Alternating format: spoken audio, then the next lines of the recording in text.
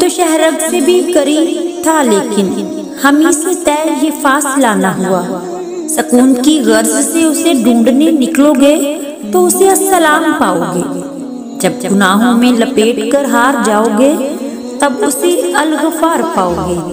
جب سارے دروازے بند ہو جائیں گے تم پر تو تب تم اسے الفتاح پاؤ گے، جب تم یقین کے ساتھ اس کے روبرو دعا کے لیے ہاتھ اٹھاؤ گے تب اسے المجیب پاؤ گے، جب اپنے معاملات کا فیصلہ اس پہ چھوڑ دو گے تب اسے الحکیم پاؤ گے، جب کام کہیں سے نہ بن پائے گا تب تم اسے الوکیل پاؤ گے، جب اپنی من پسند چیز اس کی حفاظت میں چھوڑ دو گے تب اسے الحفیظ پاؤ گے، جب بے بسی کی انتہا تمہیں سجدے میں گرا دے گی